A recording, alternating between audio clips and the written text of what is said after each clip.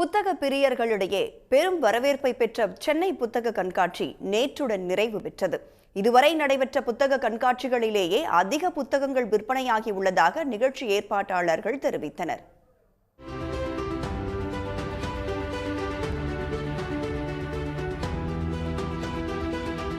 நாளுக்கு நாள் தொழில்நுட்ப வளர்ச்சி புதிய பாய்ச்சலை எட்டி வரும் AI யுகத்தில் பொதுமக்களிடையே வாசிப்பு பழக்கத்தை ஊக்குவிப்பதே புத்தக கண்காட்சியின் நோக்கமாகும்.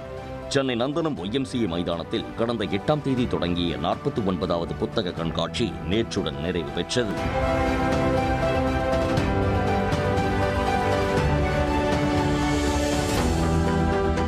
நாளுக்கு நாள் புத்தக பிரியர்களின் வருகை அதிகரித்துக் கொண்டே சென்ற நிலையில் கண்காட்சியின் இறுதி நாள் வரை சுமார் 15 லட்சத்திற்கும் மேற்பட்டோர் கண்காட்சியை பார்வையிட்டுள்ளனர்.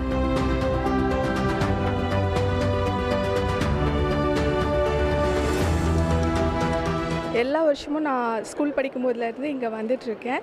இந்த வாட்டி ரொம்ப ஏற்பாடு நல்லா பண்ணியிருக்காங்க. வண்டி பார்க்கிங்லேருந்து ரொம்ப தூரம் நடக்க விடாமல் ஃப்ரீ பஸ்லாம் விட்டு நல்லா ஏற்பாடு பண்ணியிருக்காங்க. இங்கே நிறைய புக்ஸ் இருக்குது. எல்லா புக்ஸுமே நல்லா இருக்குது.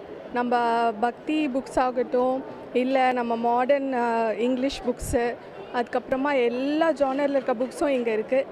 எனக்கு நிறையா நாவல்ஸு, குழந்தைங்களுக்கு தேவையான புக்ஸு, அப்புறம் டெக்ஸ்ட் புக்ஸு சம்மந்தப்பட்டது, கொஷின் அண்ட் ஆன்சர்ஸ், அந்த மாதிரி குயிஸ் புக்ஸு எல்லாமே வாங்கினேன். குறிப்பாக கல்லூரி மாணவர்கள் மற்றும் இளைஞர்களின் வருகை கடந்த காலங்களை விட அதிகரித்துள்ளதாகவும் பாலின சமத்துவம் குறித்த புத்தகங்களை வாசகர்கள் தேடி தேடி வாங்கும் சூழல் ஏற்பட்டுள்ளது மகிழ்ச்சி அளிப்பதாக கூறுகிறார் திருநங்கை பதிப்பகத்தைச் சேர்ந்த எழுத்தாளர் அக்ஷயா. பாத்தர்மத்தில் வரவேற்பு பெரும் அளவு இருக்குது. எங்களை இவ்வளோ ஸ்டாலுக்கு மத்தியில் ஒரு திருநங்கை பதிப்பகத்தால் இருக்கனால வந்து வாங்கிக்கிட்டு இருக்காங்க. அவங்களுக்கு தேவையை பூர்த்தி செய்கிறாங்க.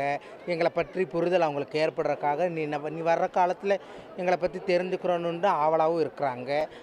புத்தக கண்காட்சியை கால நீட்டிப்பு செய்திருக்கலாம் என்ற புத்தக பிரியர்களின் பரவலான கருத்துக்கள் புத்தக கண்காட்சியின் இறுதி நொடி வரை ஆங்காங்கே ஒலித்ததே புத்தக கண்காட்சிக்கு வாசகர்களிடையே கிடைத்த வரவேற்புக்கு சான்றாகும். சன் செய்திகளுக்காக செய்தியாளர் சதீஷ்.